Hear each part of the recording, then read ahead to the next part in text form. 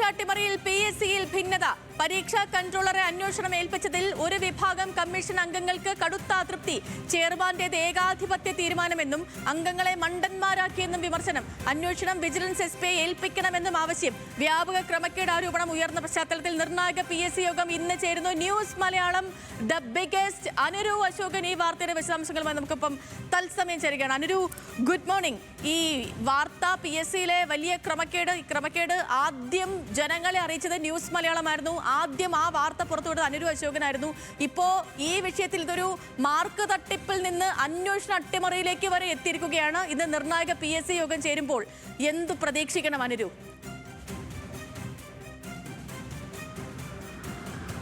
Good morning Sethu. വലിയ ഒരു അട്ടിമറി വാർത്തയും നമ്മൾ തന്നെയാണ് പുറത്തു കൊണ്ടുവന്നത്. കാരണം ഇത് ആദ്യം PSC കഴിഞ്ഞ തിങ്കളാഴ്ച അറിയിച്ചത് ഇത് ആഭ്യന്തര വിജിലൻസ് അന്വേഷിക്കുമെന്നുള്ളത് തന്നെയാണ്.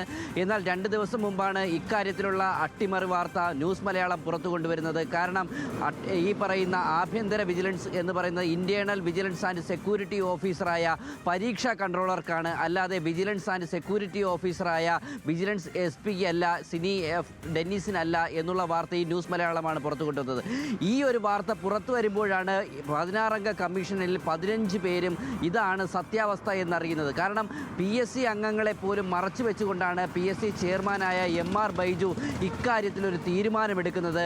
അന്വേഷണ ഉദ്യോഗസ്ഥനായ ഡെന്നീസിനോട് ഇക്കാര്യം PSC ചെയർമാൻ ആദ്യഘട്ടത്തിൽ തന്നെ വ്യക്തമാക്കിയത് നിങ്ങൾ അന്വേഷണം സുതാര്യവുമായിട്ട് മുന്നോട്ട് പോകൂ, ധൈര്യമായി മുന്നോട്ട് പോകൂ എന്നുള്ളതാണ്. എന്നാൽ തൊട്ടടുത്ത ദിവസം ഈ പറയുന്ന PSCയുടെ സെർവറിലടക്കം സെക്യൂരിറ്റി ഓഡിറ്റ് നടത്തിയില്ല എന്നുള്ള വാർത്ത പുറത്തു വരുമ്പോഴാണ് വൈകുന്നേരത്തോടു കൂടി അന്വേഷണം തൽക്കാലമായി മരവിപ്പിക്കാനും തുടർ അന്വേഷണം പരീക്ഷാ കൺട്രോളറുടെ നേതൃത്വത്തിൽ നടക്കുമെന്ന് അറിഞ്ഞുകൊണ്ട് വൈകുന്നേരത്തോടുകൂടി അവർക്ക് ഉത്തരവ് നൽകുന്നത്. ഈ വാർത്തയും ന്യൂസ് മലയാളത്തിലൂടെ ബിന്നി K എബ്രഹാം വ്യക്തമാക്കിയതാണ്. എന്തായാലും ഇന്നാണ് നിർണായക കമ്മീഷൻ യോഗം ചേരുന്നത്. നമ്മൾ മനസ്സിലാക്കുന്നിടത്തോളം PSCയിൽ കടുത്ത ഭിന്നതയാണ് ഇതിൽ അംഗങ്ങൾക്കുള്ളത്. കാരണം 16 അംഗങ്ങൾ ഉള്ളതിൽ ചെയർമാൻ ഒഴികെ 15 അംഗങ്ങളാണ് ഉള്ളത്. ഇതിൽ 7 അംഗങ്ങൾ കടുത്ത അതൃപ്തി ഈ ഒരു തീരുമാനത്തിൽ പ്രകടിപ്പിച്ചിട്ടുണ്ട്. കാരണം ഇത് PSCയുടെ വിശ്വാസ്യതയെ ബാധിക്കുന്ന ഒരു വിഷയമായിരുന്നു. ആഭ്യന്തര വിജിലൻസ് SP അന്വേഷിക്കേണ്ടതാണ്. കാരണം internal vigilance and security officer എന്ന് പറയുന്ന പരീക്ഷാ കൺട്രോളർക്ക് ഇക്കാര്യത്തിലൊരു ഗൂഢാലോചന അന്വേഷിച്ച് പരിചയമല്ല. കാലാകാലങ്ങളിലായി ഇത്തരത്തിലൊരു തട്ടിപ്പുകൾ അരങ്ങേറുമ്പോൾ അതിൽ അന്വേഷണം നടത്തുന്നത് ആഭ്യന്തരമായിട്ടുള്ള വിജിലൻസ് SP തന്നെയാണ്. നമ്മളർക്കറിയാം, യൂണിവേഴ്സിറ്റി കോളേജിലെ കത്തിക്കുത്ത് കേസിൽ പ്രതികളായവർ PSC റാങ്ക് ലിസ്റ്റിൽ കയറിക്കൂടിയപ്പോൾ അന്ന് അന്വേഷിച്ചതും ആഭ്യന്തര വിജിലൻസിൻ്റെ SP റാങ്കിലുള്ള ഉദ്യോഗസ്ഥനായിരുന്നു. തുടർന്ന് ഈ പറയുന്ന വിജിലൻസ് നൽകിയ റിപ്പോർട്ടിൻ്റെ അടിസ്ഥാനത്തിലാണ് അന്വേഷണം പിന്നെ ക്രൈംബ്രാഞ്ചിലേക്ക് കൈമാറുന്നതും. ഇവിടെയും അത്തരത്തിലൊരു PSC ചെയർമാൻ കഴിഞ്ഞ യോഗത്തിൽ പറഞ്ഞത് ആഭ്യന്തര വിജിലൻസ് അന്വേഷിക്കട്ടെ എന്നുള്ളതാണ്. ഈ ഒരു തീരുമാനവും കേട്ടുകൊണ്ടാണ് അംഗങ്ങൾ പിരിഞ്ഞു പോയത്. അതിനുശേഷമാണ് ഇത്തരത്തിലൊരു അട്ടിമറി വരുന്നത്. എന്തായാലും ഇത് PSCയുടെ വിശ്വാസ്യതയെ ബാധിക്കുന്നു എന്നുള്ള കാര്യമാണ്.